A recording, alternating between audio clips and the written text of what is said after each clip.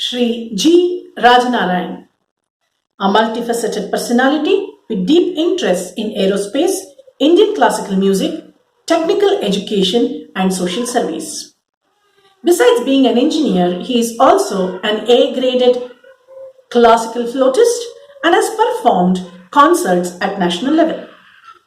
Shri Raj Narayan holds a MTech degree from IIT Madras and was an aerospace design engineer for 10 years before turning an entrepreneur in 1978. He is the inventor of a whole range of electronic musical instruments that include the tambura, tabla, talometer, digital veena, and many others. He holds a patent for the digital veena. Shri Raj Narayan is the founder and managing director of the Radel Electronics, which has been manufacturing these products over the past 41 years. The company has received R&D awards from the Ministry of MSME, Government of India in 2010 as well as ELSINA. Shri Raj Narayan has also received many awards from the Karnataka state government as well as prestigious private institutions. I invite Dr. G. Raj Narayan to present the paper on enhancing music through technology. Namaste to everyone. I'm indeed honored to be speaking at this prestigious international conference on science fiction. And what's even more exciting to me is the fact that I'm going to be speaking in the context of Indian classical music. A century ago, nobody would have thought it feasible to listen to music emanating from a small box. Today, you have not only music, but even musical instruments that are played through either a standalone device, compact enough to fit into a small handbag, or going further, it's even got into a mobile phone.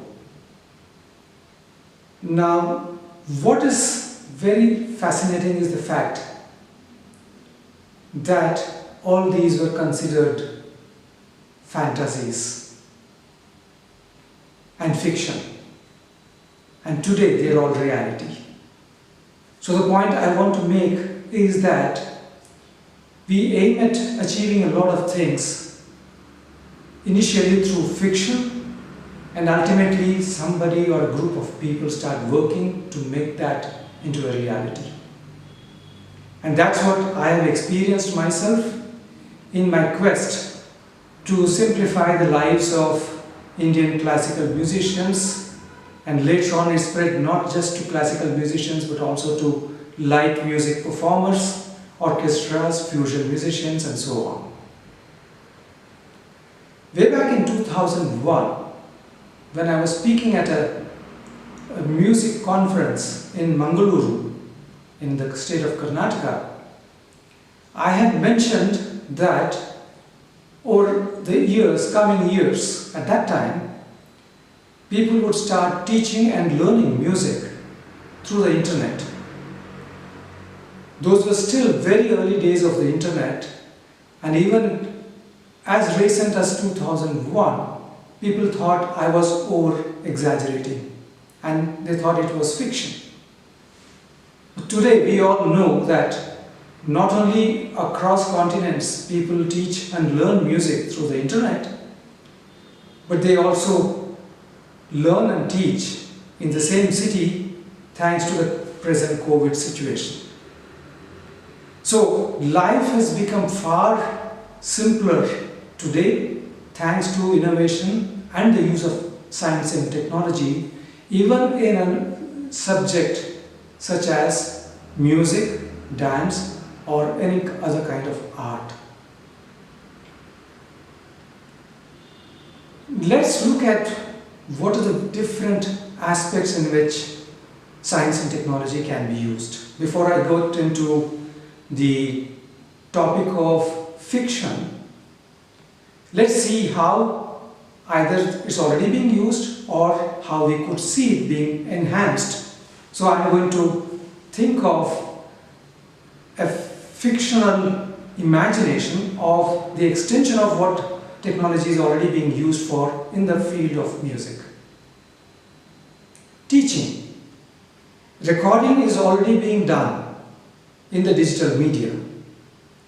But like you use MIDI, the musical instruments digital interface, to compose and create music and then use that through technology or software to play different instruments or different kinds of sounds at different tempos. You could do the same thing to record and play back recorded music, or it could be lessons that students could play at a slowed down speed to understand the intricate nuances in the performance of a passage. It could be Carnatic music, it could be Hindustani music, it could be vocal, it could be an instrumental recording. But all the same, you could record a passage performed by a stalwart and then learn the nuances by splitting it down into smaller passages played slower so that you know which notes are coming in which sequence, how the glide is happening, the gumaks, and so on. So there's endless possibility of analyzing, understanding, and then learning to either sing or perform specific ragas, specific gamakas, and so on. And this is where I say technology has a lot to offer, even in a very highly creative field such as music or dance. Practice sessions. Now, musicians and students practice for 8 to 10 or even 12 hours a day. In case they are aiming to be professionals, this is the kind of time that is spent in practicing music and learning music.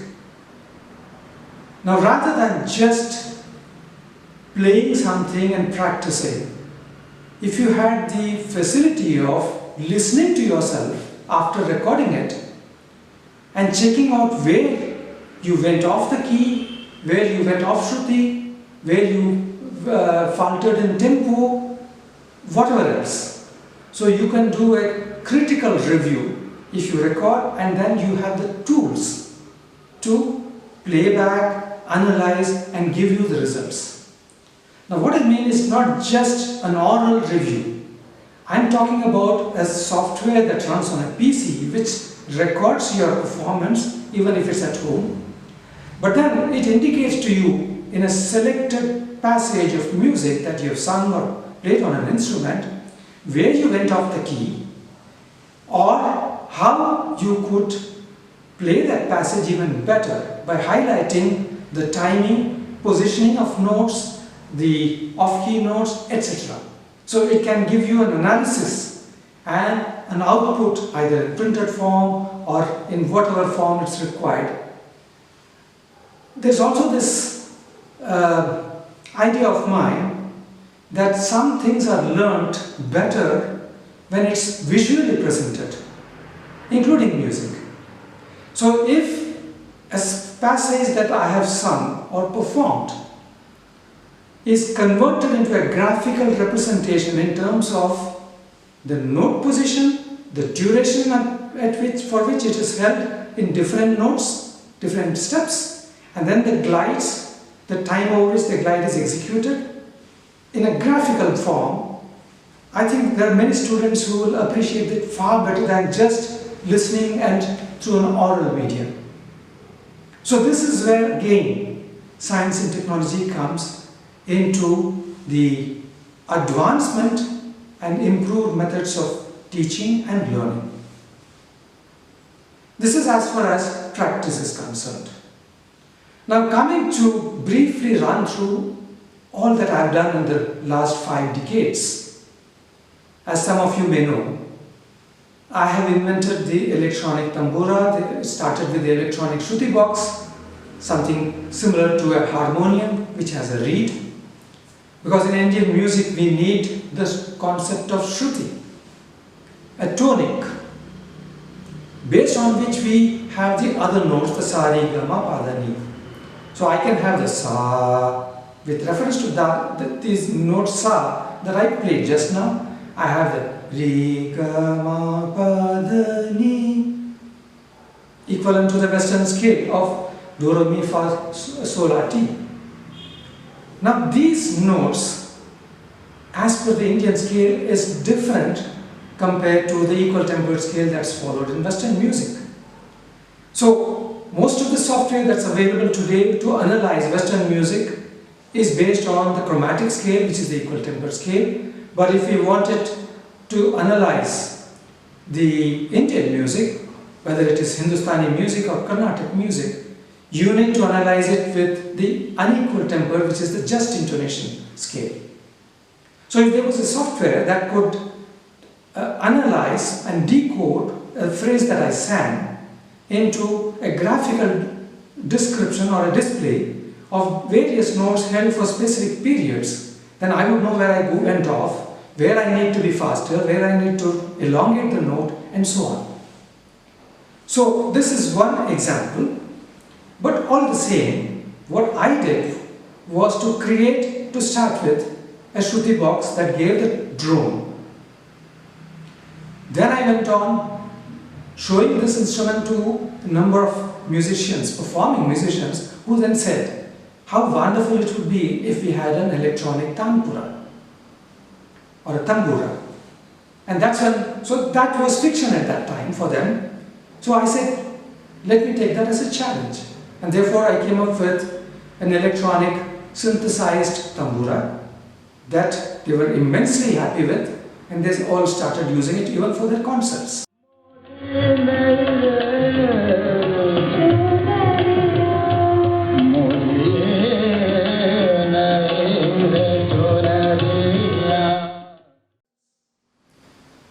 And that set the trend to say, okay, if I have successfully done an electronic tambura, a synthesis, why not I synthesize an electronic tabla?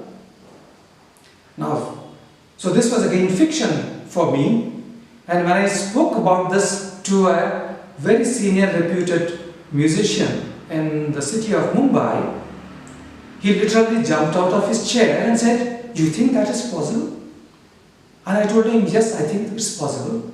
And I was more worried about whether musicians would accept such a product at all, because I knew that Indian musicians were extremely conservative and traditional, and therefore to listen and practice with the aid of a tabla sound emanating from a box, I thought would be considered unsatisfactory or unacceptable.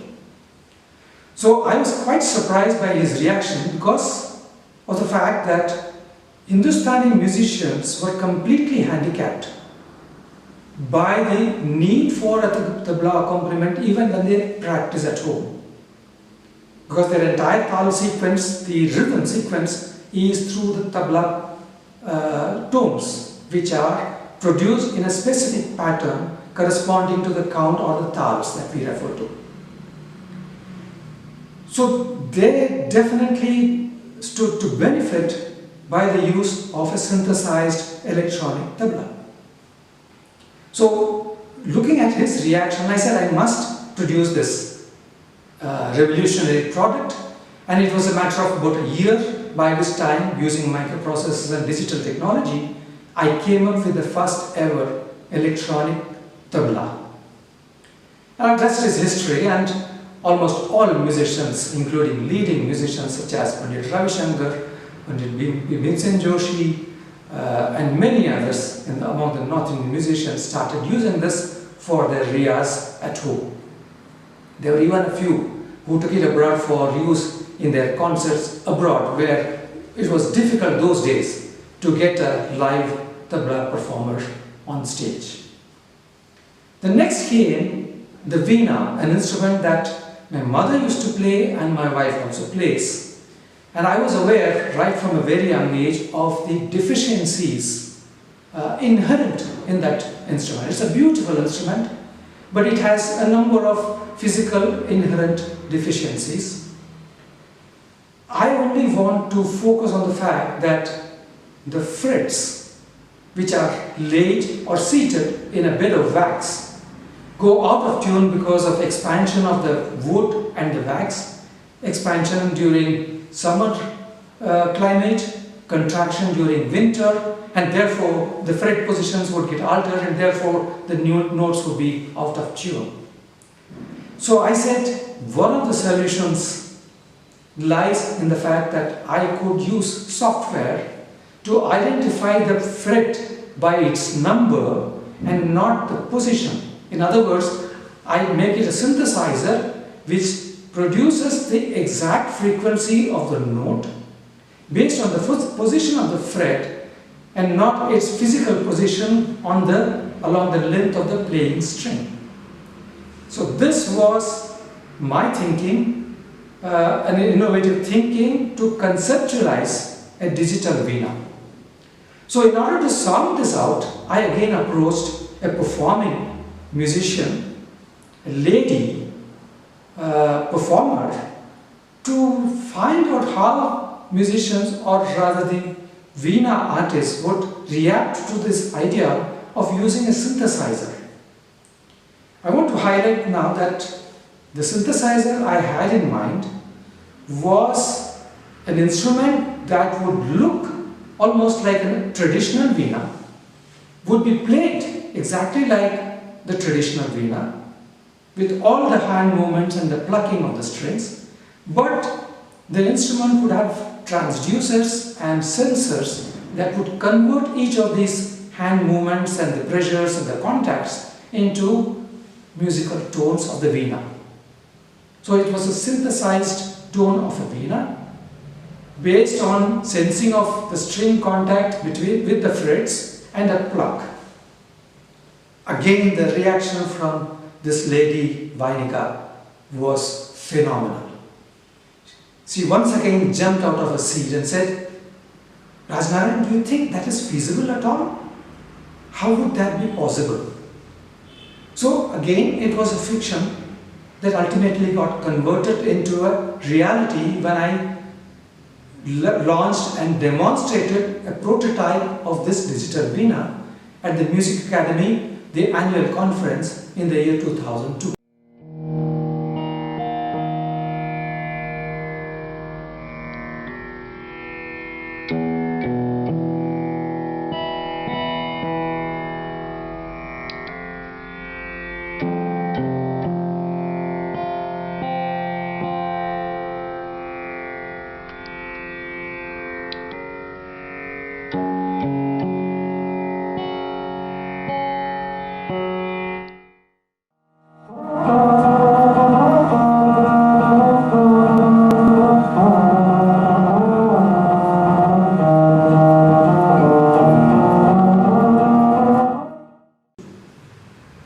So the idea I'm trying to put forward here is that it almost like saying dreams ultimately lead one to creating products or creating anything original.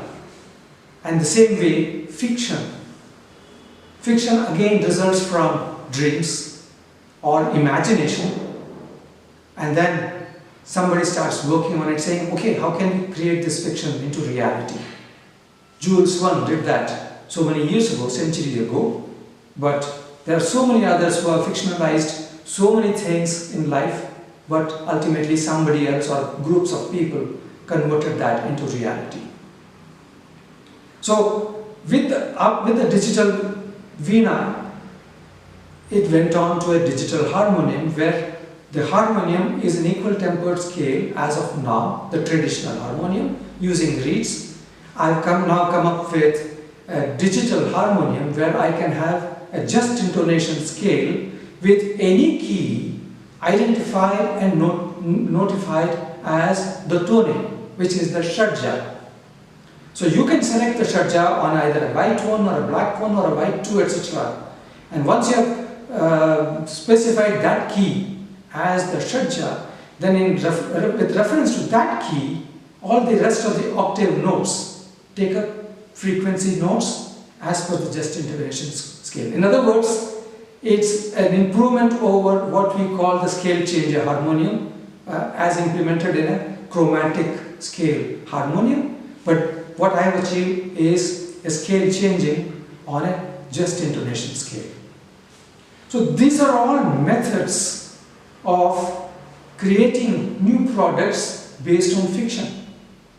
And I can go on to dream of so many more extensions of these products. One of the ideas that I had, which I spoke about in one of the lectures I delivered in 2003, was how I had conceptualized a mridangam. A mridangam is an unwieldy instrument, about this big, pretty heavy, and you have a drum on the left side and another drum on the right side, played with both hands. It's very difficult to carry. It has very limited range of tuning. So I said, if you have a digital mridangam with electronic and digital circuits embedded into it, then it can be compact, but for the sake of playing it, you carry it like a kanjira, which is flat, but on the stage you stretch it. You have the left side drum synthesized, you have the right side drum synthesized. You play it just like a traditional mridangam. You tune it using buttons, so you can get any pitch over one complete octave, and then you have it portable. You can carry it in a bag on your shoulder. It's up to some innovative designer to work on this and take this forward. Taking it further, I have an electronic tabla, a digital tabla. Now, the only difference between my digital tabla and a live tabla accompaniment is that in the live tabla accompaniment, the performer, the singer or a sitar artist or a sarod artist looks at the accompanist, and through that glance or a wink or even a small hand gesture communicates with the accompanist to say, okay, now you go on your chakkar and I play the lehra for you. So the tabla artist goes on a creative mode. Rest of the time he is only providing the teka, which is a repetitive fixed pattern. Dha din din na, da din din, da din din na din din. That's tin tal. He can't deviate much. Very limited. When the main singer is creative and innovating in his extempore performance. But when the tabla accompanist wants to show off his competence and expertise, the singer plays the same or sings the same line, almost like a lehra. Now, what if I build this feature into an electronic digital tabla where there is vision, there is also audio decoding software to listen to what I am saying, listen to what I am singing, watch what I am doing with my hands or my face, because you have facial recognition software now, and you can make out whether I am smiling, I am scowling, I am giving a signal, decode that, and then do whatever the live musician is supposed to do. Wouldn't it be fantastic? That's again a fiction that I am posing to you all who are listening to this lecture to take it forward either as a project. It could perhaps fetch you a PhD in multi-domain expertise. It could be electronics, it could be software, it could be music, it could be AI. This leads you to artificial intelligence, machine learning. It uses everything, and all this is now hot topics. So depending on how a singer performs, the kind of styles, the artificial intelligence would understand that the singer, that kind of style I'm performing belongs to this gharana, and then correspondingly choose out the patterns that are required for that gharana. In Carnatic music, the mridangam is played to match a composition that the main performer is singing or performing. Now, so the strokes on the mridangam are in sync with the composition, the text or the syllables and the notes and so on. So there are specific notes to be highlighted.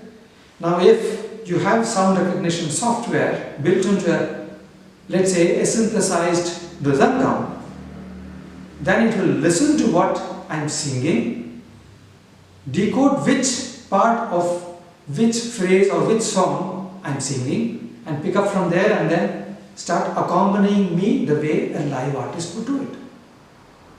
That would be fantastic.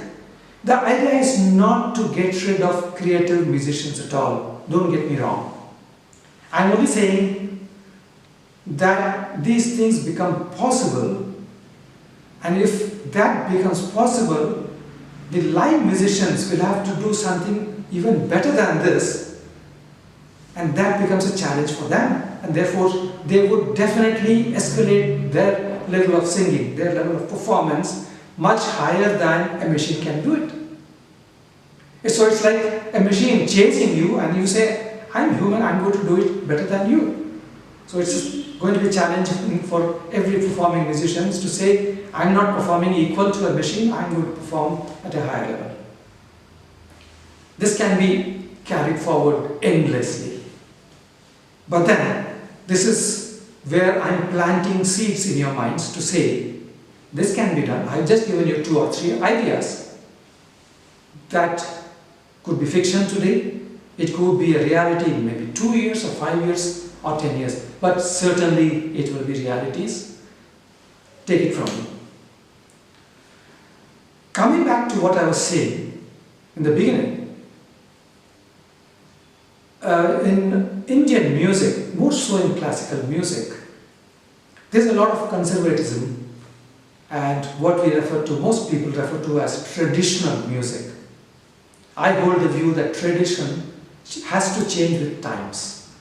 What was traditional 50 years ago cannot be the same tradition today. Today's tradition would have changed, advanced, more modern, and 50 years from now it would still have changed to maybe fusion or a different kind of music, far more intricate, far more enjoyable, far more creative, and so on. Today's creativity is limited by the kind of instruments and gadgets and manufacturing facilities, etc. that are available.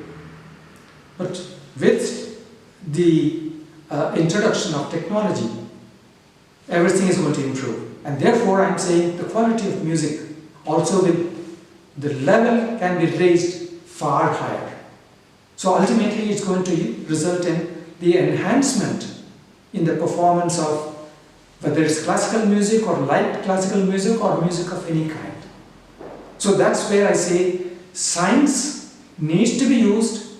Technology, after all, is part of science. So you use science and technology as tools to learn, perform music at a higher level.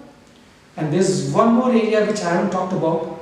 Science and technology and engineering can also be used to improve the quality of musical instruments themselves. Today, very few tools are used. The kind of sophisticated tools that are available at affordable cost today, they are not being used, more particularly in the manufacture of Indian musical instruments. And that's where I say there is a huge scope for improving the quality of sounds, quality of manufacture, standardization of timbre, standardization of the production quality and reduction of rejections, and even making these instruments available at lower cost, affordable cost to a large number of people. So all this points to the need for using technology, applying them, using them to understand our music much better, using it to learn, perform, and extend it beyond the existing boundaries that we seem to have created for ourselves. I'd like to end my talk by saying that it's all up to today's musicians to spell out what they would like to have, what they would like to see, what they would like to do, which they are not able to do because of limitations either in the instruments that are available or not available, or what they would like to perform using advanced instruments which are not available today.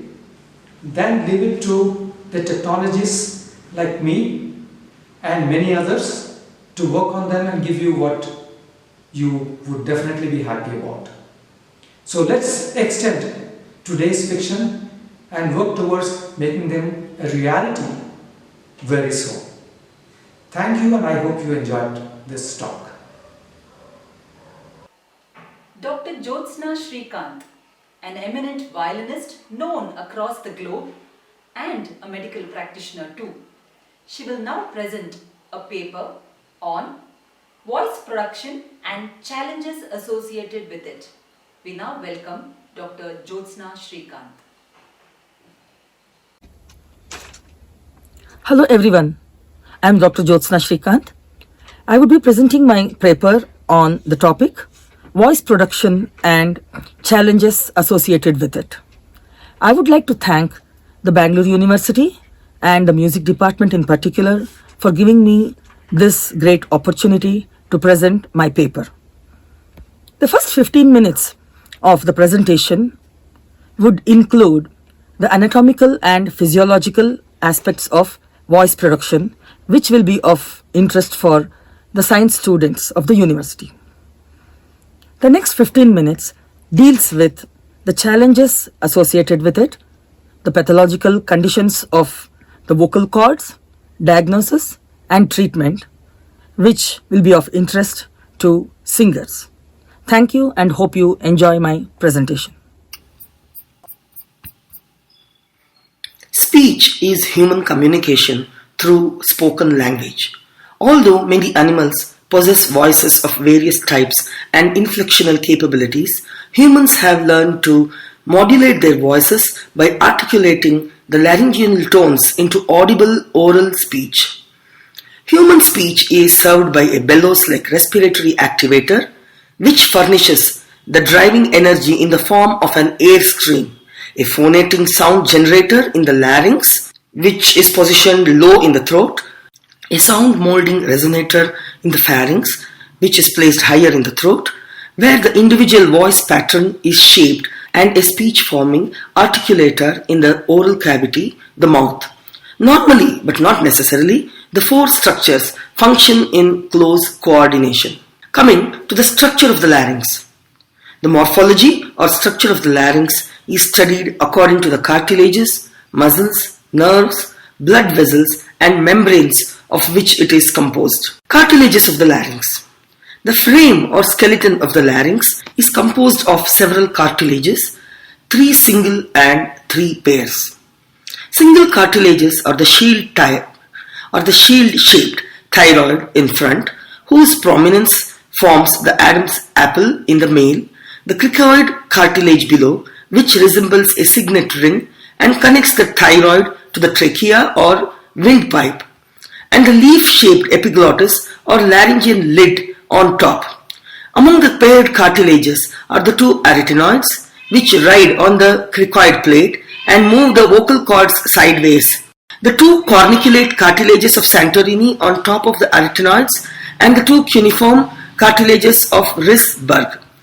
The cartilages are held together by ligaments and membranes, particularly around their joints. The larynx is connected below to the uppermost ring of the trachea, while above it is connected by the thyrohyoid ligaments to the hyoid bone beneath the tongue. Most of the laryngeal cartilages ossify, that is, it turns into bone to variable degrees with age under the influence of masculinizing hormones. This fact is an important sign in the X-ray diagnosis of certain vocal disorders. If a man shows less ossification than is normal for his age, he may be deficient in male hormones. This may also account for a feminine sound in his voice. Conversely, when a woman shows increased laryngeal ossification, she may suffer from virilizing hormones, which might also explain any lowering and roughening in her voice. Then, coming to the laryngeal muscles. There are two types of laryngeal muscles, the external ones which move the larynx as a whole and the internal ones which move the vocal folds to shape the glottis. The extrinsic muscles comprise the thyropharyngeus, which extends from the posterior border of the thyroid cartilage to the pharyngeal constrictor muscle, and the cricopharyngeus, which extends from the cricoid cartilage to the lower portion of the pharynx and the opening of the esophagus, that is the foot tube that connects the mouth and the stomach. This cricopharyngeus muscle aids in the closing of the esophagus whenever it is not open for swallowing. Under the influence of emotional tension, the cricopharyngeus muscle may go into a spasm, which leads to a painful sensation of tightening in the throat that is usually described as a lump in the throat. A disorder of this sort, which was previously referred as globus hystericus, is now believed to be a sensation of cricopharyngeus spasm from emotional tension or imbalance as the result of excessive activity of the autonomic involuntary nervous system. Although it is situated outside the laryngeal cartilages, the short cricothyroid muscle, a triangular muscle between the respective two cartilages, is traditionally discussed among the intrinsic muscles. Whenever this muscle contracts, the cricoid and thyroid cartilages are brought together anteriorly. This moves the anterior insertion of the vocal cords inside the thyroid wing forward, while their posterior insertion on the arytenoid cartilages is shifted backward. From this rotation is a marked elongation of the vocal folds clearly visible on X-ray films. This stretching action is the chief mechanism for raising the pitch of the sound generated and thus for the differentiation of vocal registers. Example, chest voice, which is falsetto. For embryologic reasons, the cricothyroid is the only laryngeal muscle that has its own nerve supply from the superior laryngeal nerve, a branch of the vagus nerve. All other laryngeal muscles are innervated by the recurrent or inferior laryngeal nerve, a low branch of the vagus nerve.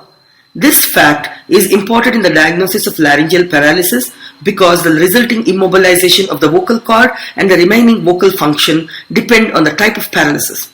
That is, whether only the high or the low nerve or both of the laryngeal nerves are paralyzed on one side. Now, coming to the intrinsic muscles.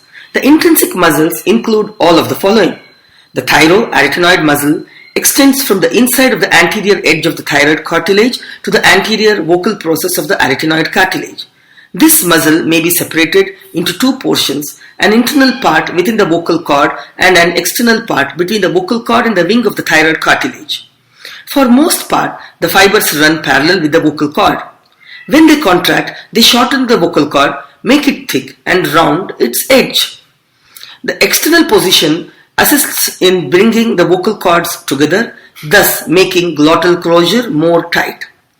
The cricoarytenoids are two muscle pairs, one lateral pair to the side and one posterior pair which is situated backward. These two pairs of muscles have an antagonistic, that is opposing action. The posterior cricoarytenoids are the muscles of inspiration that open the glottis. They arise from the posterior surface of the cricoid plate and are attached in an upward, forward and outward direction to the lateral muscular process of the arytenoid cartilage. When these muscles contract, they rotate the arytenoid outward, thus opening the glottis. The lateral cricoarytenoids belong among the muscles of expiration, the adductor group. They arise from the lateral ring of the cricoid cartilage and insert into the muscular process of the arytenoid in an upward and backward direction. Contraction of the lateral cricoarytenoids rotates the arytenoid cartilages inward so that the vocal folds are brought together. The two sides of the interarytenoid muscle are blended into one single mass which extends from the muscular process of one arytenoid to that of the other. The action of this muscle is to pull together the posterior aspect of the arytenoid cartilages, thus closing the posterior portion of the cartilaginous glottis between the vocal processes of the arytenoids. A fold from the top of the arytenoid to the lateral margin of the epiglottis on each side is supported by a bilateral band of muscle, the aryepiglotticus muscle. This semicircular structure aids in narrowing the laryngeal vestibule by pulling the arytenoids together and the epiglottis down. This is another example of the sphincter action of all adducting laryngeal muscles that bring the vocal cords together.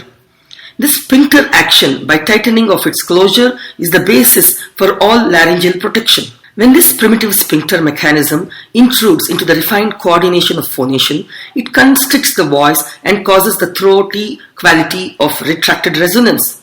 This primitive protective mechanism is at the root of many functional voice disorders.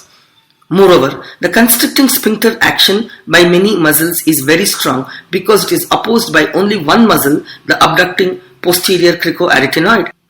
Now, coming to the vocal cords. The two true vocal cords or folds represent the chief mechanism of the larynx in its function as a valve for opening the airway for breathing and to close it during swallowing. The vocal cords are supported by the thyroarytenoid ligaments, which extend from the vocal process of the arytenoid cartilages forward to the inside angle of the thyroid wings. The thyroarytenoid ligament is composed of elastic fibers that support the medial or free margin of the vocal cords. The inner cavity of the larynx is covered by a continuous mucous membrane which closely follows the outlines of all structures. Immediately above and slightly lateral to the vocal cords, the membrane expands into lateral excavations, one ventricle of Morgagni on each side. As the mucous membrane emerges again from the upper surface of each ventricle, it creates a second fold on each side, the ventricular fold or false cord. These two ventricular folds are parallel to the vocal cords but slightly lateral to them so that the vocal cords remain uncovered when inspected with a mirror. The false vocal cords protect the more delicate true folds and are located just above them. The false cords close tightly during each sphincter action for swallowing. When this primitive mechanism is used for phonation, it causes the severe hoarseness of false cord voice or ventricular dysphonia. The mucous membrane ascends on each side from the margins of the ventricular folds of the upper border of the laryngeal vestibule, forming the aryepiglottic folds. The space between the vocal cords is called rima glottidis or glottal chink or simply glottis. When the vocal cords are separated for respiration, the glottis assumes a triangular shape with the apex at the anterior commissure. During phonation, the vocal cords are brought together so that they lie more or less parallel to each other. The glottis is the origin of voice, although not in the form of a fluttering tongue as the Greeks believed. Until now, I explained the anatomy and the physiology of the larynx in detail. For the sake of our music students, I would like to simplify the entire explanation of the anatomy and physiology of larynx and voice production as follows. True vocal cords are two pieces of tissue which are located above the windpipe and stretch horizontally across the larynx. They are controlled via the vagus nerve and due to a lack of blood circulation appear light or almost white in color. They differ in size between 12.5 mm and 17.5 mm in length, usually being larger and thicker in men than women whose body structure is usually lighter and less muscular. Just as our body's hair and features differ between each individual, these variations in size result in voices with a wide range of notes, tones and pitches so that every voice is unique. The vocal cords vary greatly in dimension, the variance depending on the size of the entire larynx, which in turn depends on age, sex, body size and the body type. Before puberty, the larynx of boys and girls is about equally small. During puberty, the male larynx grows considerably under the influence of the male hormones so that eventually it is approximately 1/3 larger than the female larynx. The larynx and the vocal cords thus reflect body size. In tall, heavy males, the vocal cords may be as long as 25 mm, that is 1 inch, representing the low-pitched instrument of a bass voice.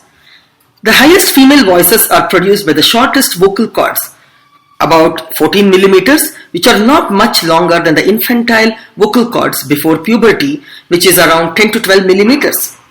Thus, the larynx is, among other things, a musical instrument that follows the physical laws of acoustics. When we hold our breath, the vocal folds close.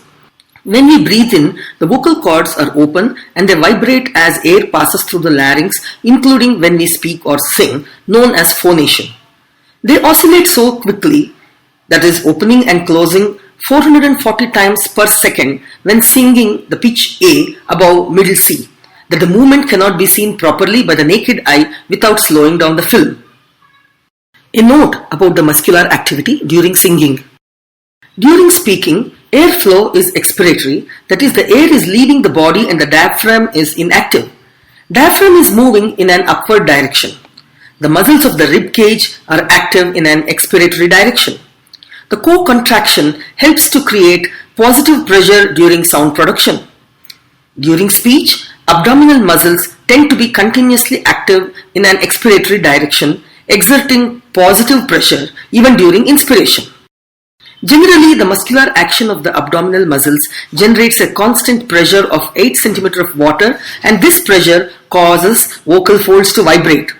This air pressure prevents the tire from going flat. Now, a basic word about voice registers.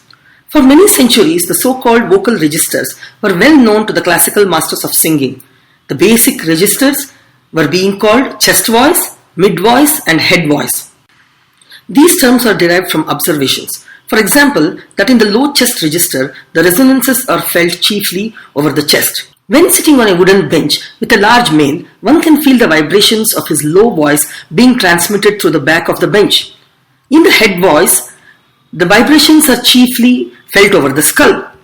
The practice of singing is based on several artistic subdivisions in both males and females, depending on factors as discussed below. Other vocal phenomena may be heard below and above normal register limits, such as extra low tones and vocal fry.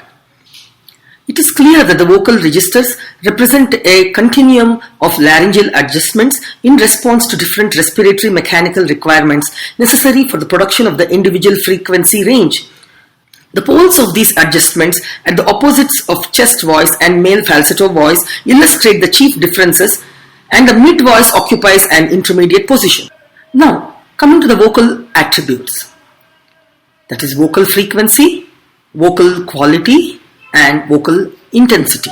An early achievement in experimental phonetics at the end of 19th century was a description of the differences between quiet breathing and phonic or speaking respiration. An individual typically breathes approximately 18 to 20 times per minute during rest and much more frequently during periods of strenuous effort.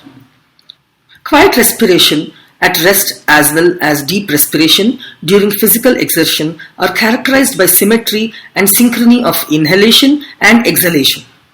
Inspiration and expiration are equally long, equally deep, and transport the same amount of air during the same period of time, approximately half a liter of air per breath at rest in most adults. Phonic respiration is different. Inhalation is much deeper than it is during rest and much more rapid. After one takes this deep breath, 1 or 2 liters of air, phonic exhalation proceeds slowly and fairly regularly for as long as the spoken utterance lasts. Trained speakers and singers are able to phonate on one breath for at least 30 seconds, often for as much as 45 seconds, and exceptionally up to 1 minute. The period during which one can hold a tone on one breath with moderate effort is called as the maximum phonation time. This potential depends on such factors as body physiology, state of health, age, body size, physical training, and the competence of the laryngeal voice generator, that is, the ability of the glottis to convert the moving energy of the breath stream into audible sound. The mechanism of phonic breathing involves 3 types of respiration. Predominantly pectoral breathing, which is chiefly by elevation of the chest. Predominantly abdominal breathing, that is through marked movements of the abdominal wall, or through the optimal combination of both with widening of the lower chest. The female uses upper chest respiration predominantly, and the male relies primarily on abdominal breathing.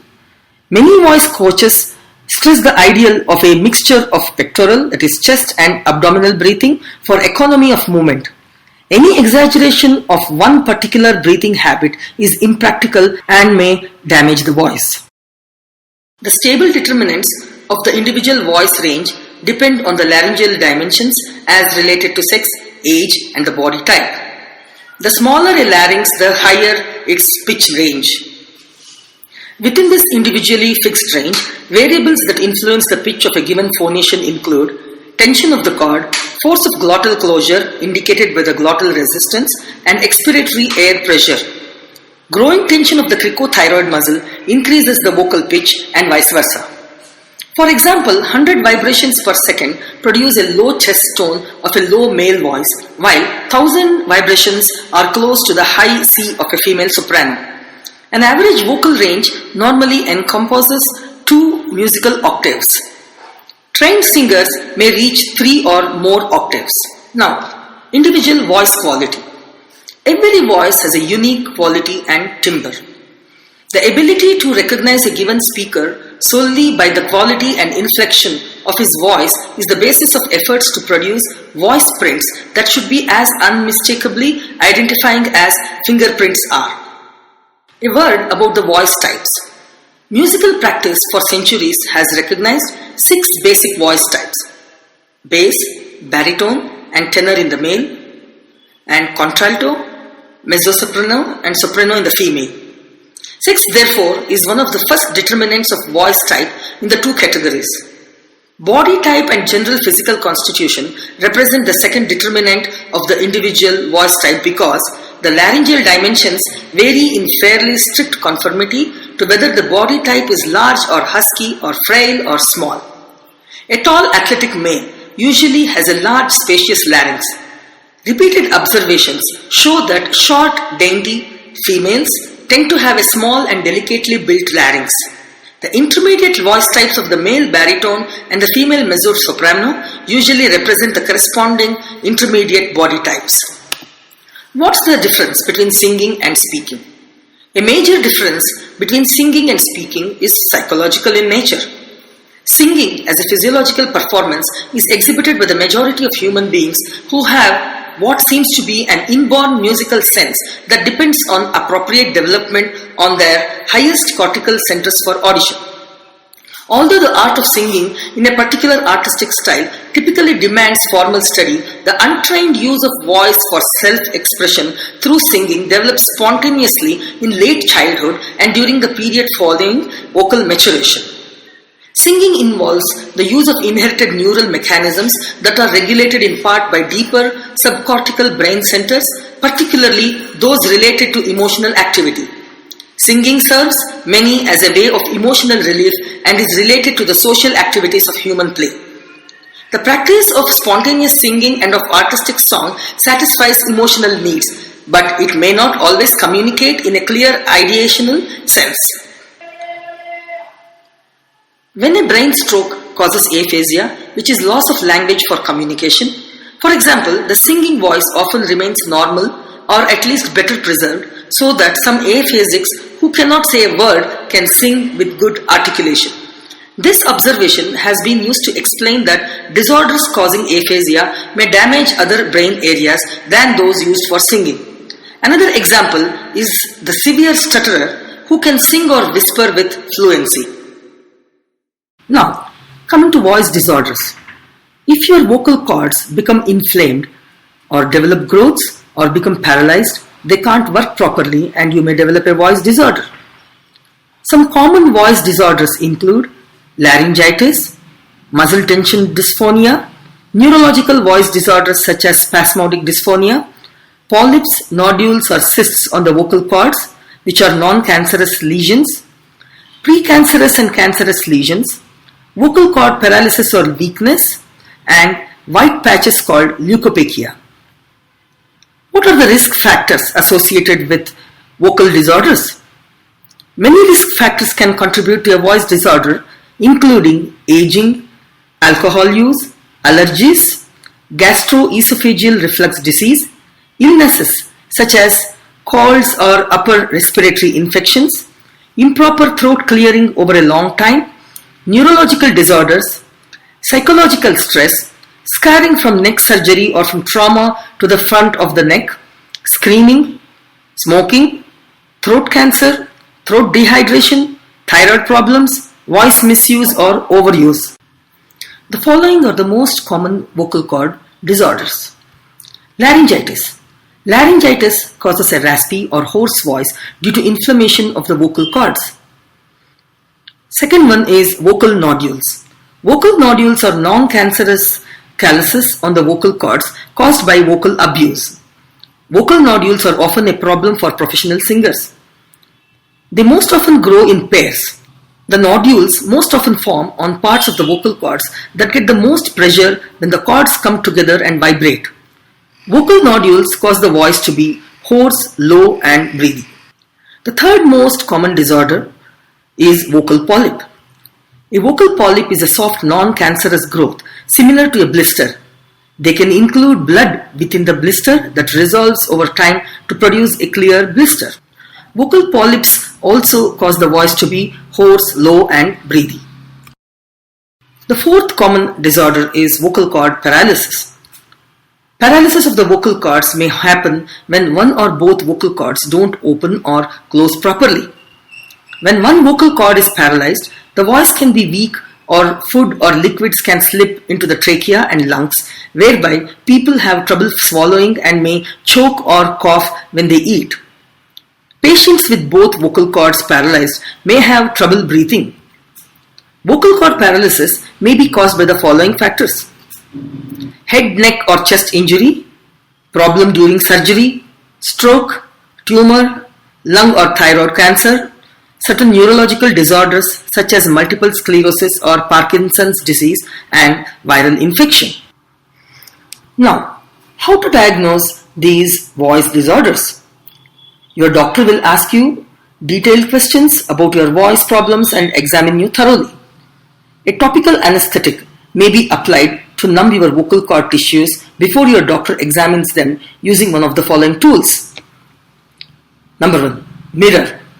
Your doctor inserts a long rigid instrument with an angled mirror similar to a dental mirror into your mouth. The second one is a flexible laryngoscope. The doctor can insert a flexible tube containing a light and camera through your nose. Number 3, the doctor can insert a rigid viewing tube through your mouth. The fourth method is the diagnosis through a video stroboscope. Your doctor can insert a camera that is combined with a flashing light into your mouth to provide a slow motion view of your vocal cords as they move. Some of the additional tests can be a sound analysis or acoustic analysis. Using computers, your doctor can measure irregularities in the sound produced by the vocal cords. The second method may be a laryngeal electromyography. Small needles are inserted through the skin to measure the electric currents in your voice box muscles. Now, coming to the treatment of voice disorders. It can be classified as conservative treatment and surgical intervention. Depending on your diagnosis, your doctor will recommend one or more of the following treatments. Rest, liquids, and voice therapy. Like any other part of the body, the vocal cords need regular rest and fluids. Speech pathology specialists can teach you how to use your voice more efficiently through voice therapy and how to properly clear your throat and how much liquid to drink. Then, coming to the allergic treatments. If an allergy is creating too much mucus in your throat, your doctor or an allergy specialist can identify the allergy's cause and thus provide treatment. If your voice problem is the result of smoking, quitting smoking can help improve your voice along with many areas of your health such as boosting your heart health and lowering your cancer risk. Medications. Several medications are available for treating voice disorders. Depending on the cause of your voice disorder, you may need medication to reduce inflammation, treat gastroesophageal reflux, or prevent blood vessel regrowth. Medications can be taken orally, injected into the vocal cords, or applied topically during surgery. Now, coming to the surgical treatment of voice disorders. Removal of lesions. Non-cancerous lesions such as polyps, nodules, and cysts on the vocal cords may need to be surgically removed. Your doctor can remove non-cancerous, precancerous, and cancerous lesions, including recurrent respiratory papillomatosis and white patches, which are leukophakia, using microsurgery, carbon dioxide laser surgery, and when appropriate, the newest laser treatments including potassium titanyl phosphate KTP laser treatment. KTP laser treatment is a state-of-the-art therapy that treats lesions on the vocal cords. It treats a lesion by cutting off the blood supply to the lesion, allowing the lesion to be removed while preserving the maximum amount of underlying tissue. Now, coming to Botox injections. Injections of tiny amounts of Botox, Ona botulinum toxin A, into the skin on your neck may be done in some cases. These injections can decrease muscle spasms or abnormal movements if you have a neurological movement disorder that affects the vocal muscles of the larynx, which is spasmodic dysphonia. Sometimes one vocal cord may stop moving, that is, it can become paralyzed. If you have one paralyzed vocal cord, you might often complain of hoarseness. You might also complain of choking when you drink liquids, but rarely have trouble swallowing solid foods.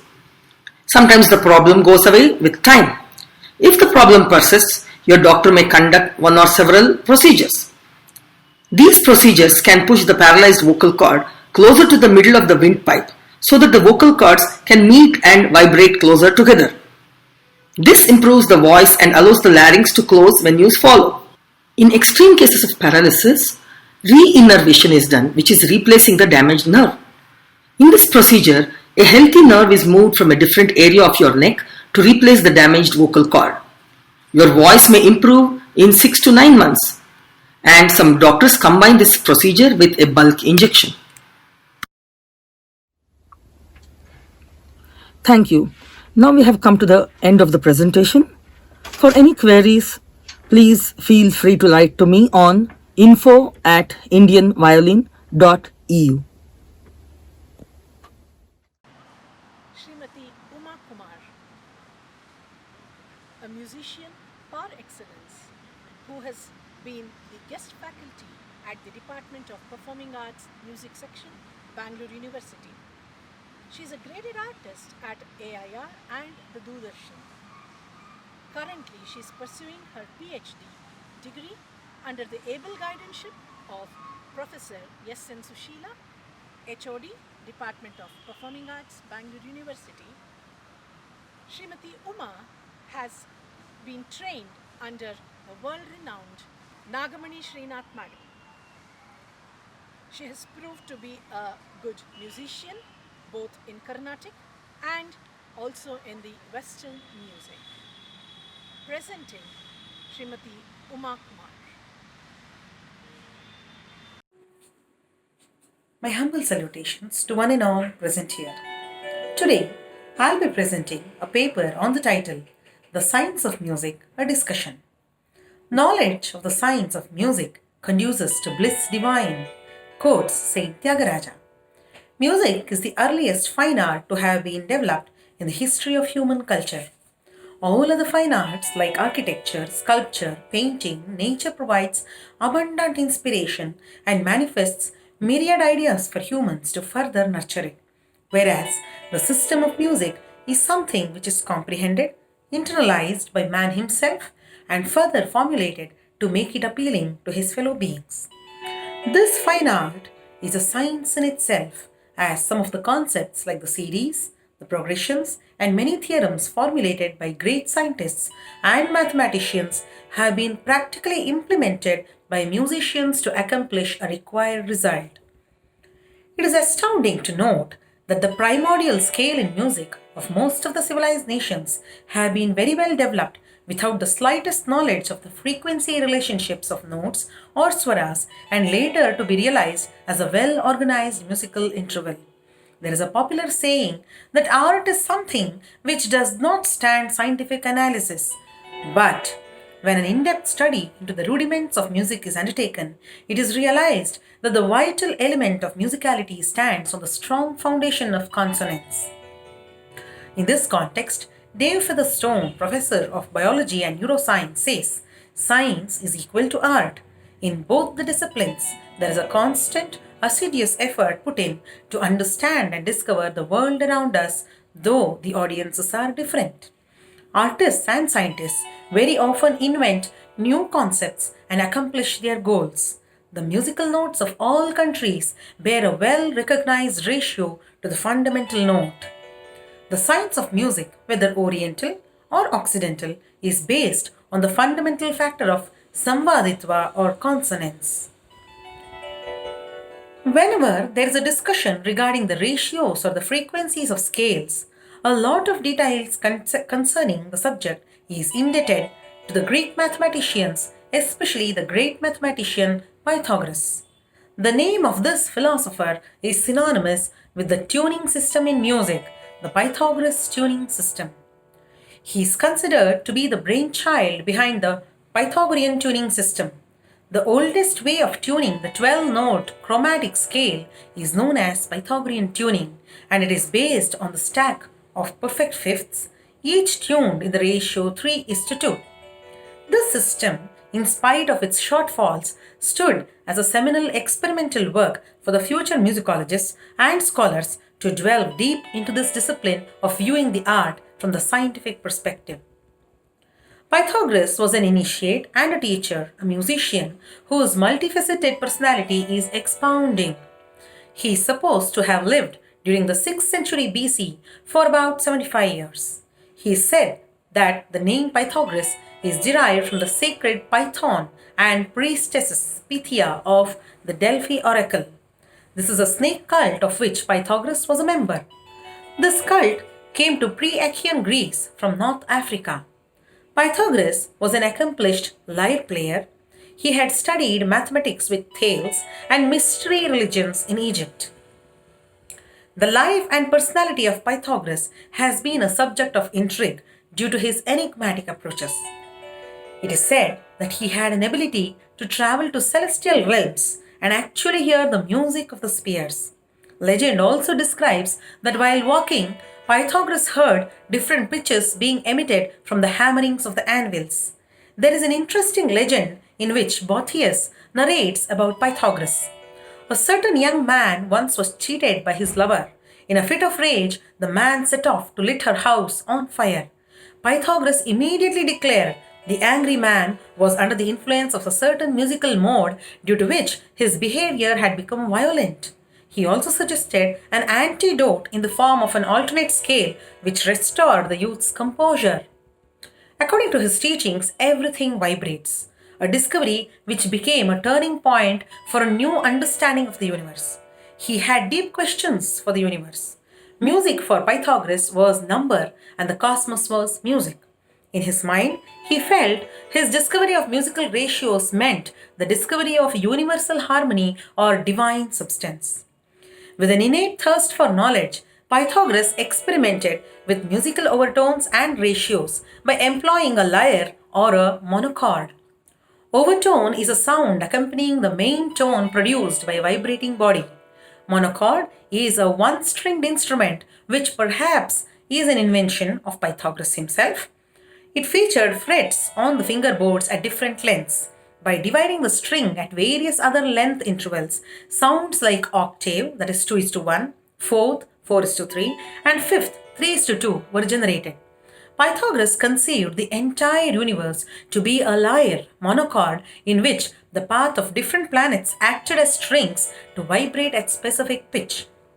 He visualized that the planet vibrated and harmonized with other heavenly bodies to create the music of spheres, a concept which has been viable for many centuries.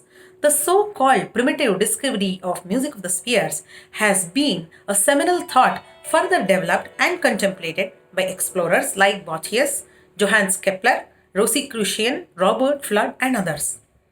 Apparently, Pythagoras believed in mathematics rather than harmonic sound, which is why he ignored the idea of perfect harmony, stating that it was just a matter of taste and instinct. He employed his 7-linked stringed lyre and added an extra string to it, the 8th string, to complete an octave. These experiments were done merely on the basis of hearing the sameness and not by measuring the exactness of divisions. This addition of 8th string done by Pythagoras was to some extent refuted by the Greek society, which believed the number 7 to be the sacred and the inclusion of extra string was considered a bad omen. During the era of Pythagoras, there were 7 strings of a lyre was compared to the planetary system. The geocentric system was being further followed, wherein the sun and other planets revolved around the earth that was deemed to be the chief planet. Pythagoras' bold decision to add the 8th string meant disturbing the harmony of 7 modes and 7 planets. The adding of the 8th string was perhaps a later decision, and on the onset, Pythagoras structured a 7-note scale. He later added the 8th string, which sounded in a different way, but it was termed as conjunct tetrachords or joint tetrachords. This seemed dissonant to the Greek ears, so he raised B flat to B natural. This is termed as a scale of disjunct separated tetrachords. This is equivalent to the scale of Hanumatodi or of Carnatic music.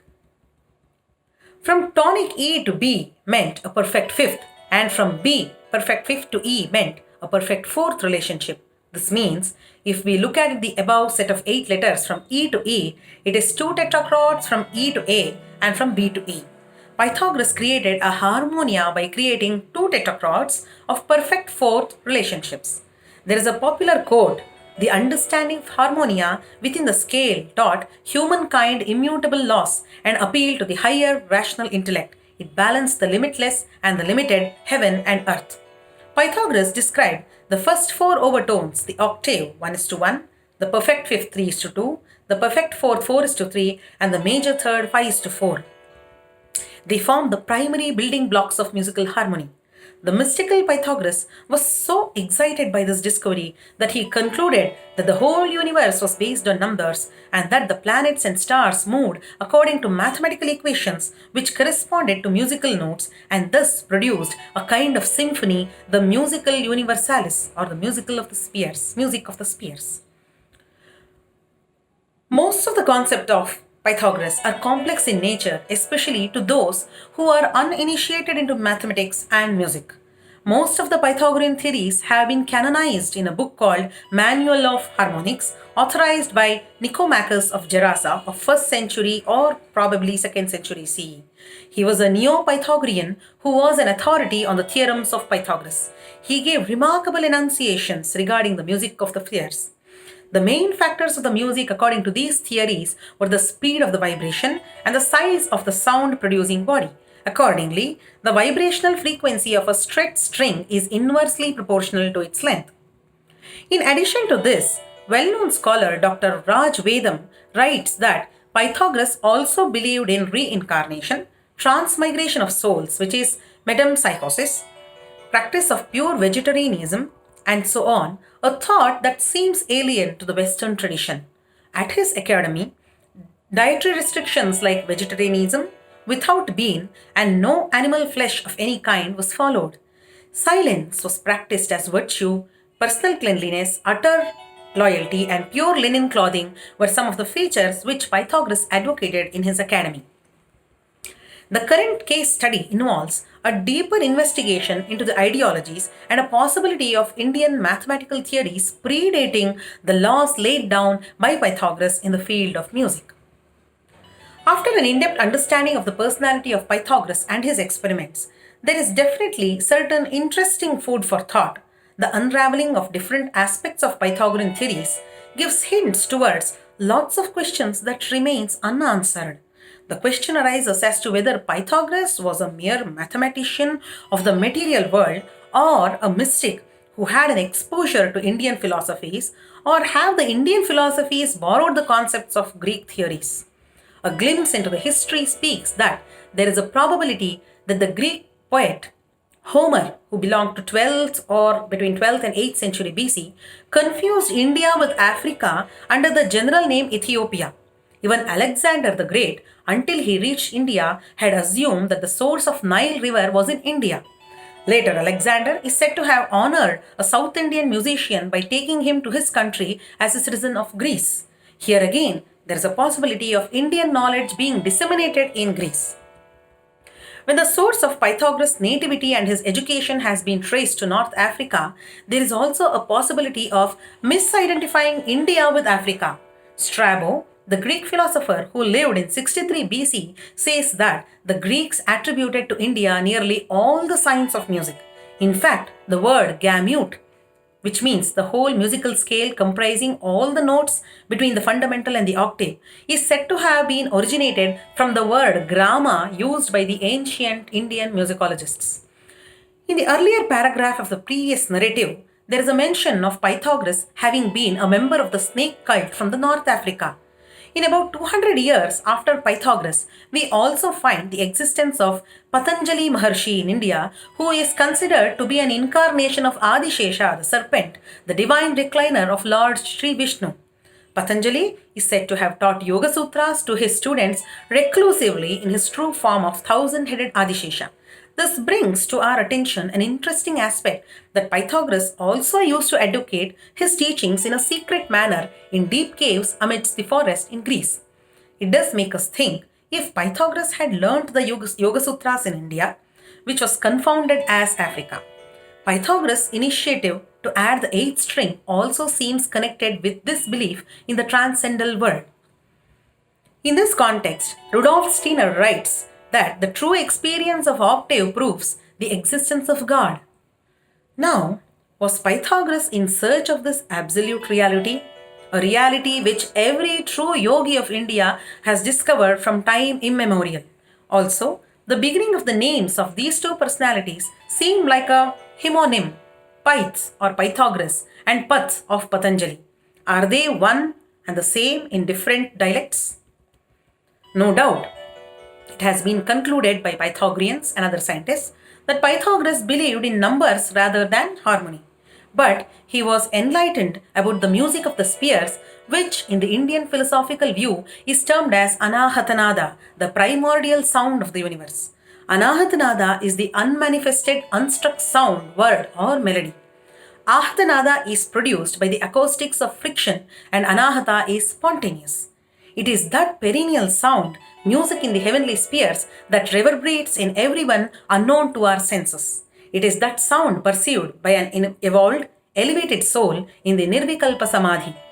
In order to be able to listen to the Anahatanada, one should undergo purification of body, 6 actions or ablutions mentioned in the Hatha Yoga Pradipaka, followed by purification of mind, observance of moral and spiritual discipline, inner silence, prayer, and contemplation on the divine. Was Pythagoras able to discover the infinite with a few finite numbers? Perhaps Pythagoras, who seemed to the entire world as an explorer of the physical world with mathematical calculations, was in fact treading through his internal journey into the metaphysical world. The following statement justifies the above line. Pythagorean school believed God is universal harmony perceived through number. The path of physics that he chose was just the beginning and a pointer towards deeper questions to metaphysics. Mathematics for him was a tool or a language to explore the universe. It is quite probable that Pythagoras was a transcendent soul to whom the universe revealed its music, the Om, which is the music of the spheres. With this, I come to the end of my presentation of the paper. I would like to thank everyone involved in this project and also all the authorities who have given me an opportunity to present this paper. Thank you once again. Namaste. We have heard Dr. G. Rajanarayan, who spoke on enhancing music through technology. Technology is now extended to all spheres of life, be it music, dance, theatre arts, sculpture. Technology plays a very great role in the enhancement, in the preservation and propagation of fine arts and performing arts. Dr. G. Rajanarayan, who runs a technological firm which produces electronic tambura, electronic tabla, electronic veena and so on. Being an engineer, Dr. G. Rajanarayan has experimented very successfully on giving the whole world an electronic musical instruments, and thanks for that. Dr. G. Rajanarayan very well spoke about the enhancing music through technology. So his process of enhancing technology to music field is a continuous process since several decades. He threw light on the technological advancements and the technological intricacies when it is applied to music, especially musical instruments with electronic background. I, on behalf of all of us and the university authorities, profoundly thank Dr. G. Rajnarayan for his enthralling presentation. Thank you very much, sir. The next paper was presented by Dr. Jyotsna Srikanth on physiology of voice production.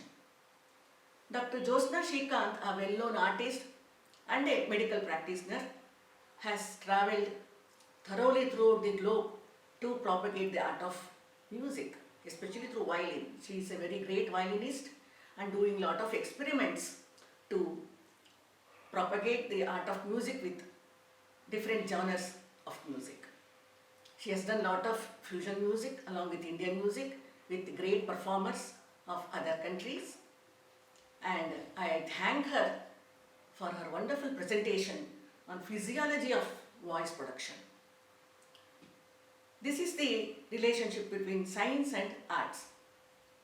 How a voice is produced through larynx, pharynx and other parts of the voice box is a knowledge of high degree, and each student, each scholar, each musician should know about the voice production so that they can preserve the voice for a long time and also to do good voice culture. Being a musician and a doctor, Dr. Jyotsna Srikanth has given us a valuable input about these aspects of voice production and music. On behalf of me personally and all of us and the university authorities, I thank Dr. Jyotsna Srikanth for her wonderful presentation. Thank you, madam. Thank you. The next was Srimati Uma Kumar's paper on science of music, a discussion. She is a very popular musician, and she focused on various aspects of science which comes under the art of music. As I told earlier, there are several aspects to be concentrated when we do research on science of music. Even in dance and theatre arts, we have lots of elements of science which can be done in the paper presentation. Srimati Uma Kumar very well established the fact that music has lots of scientific elements, and she proved that science and art are the inevitable two parts of music. On behalf of everyone and the university again, I thank Srimati Vidushi Uma Kumar for her wonderful presentation. Thank you.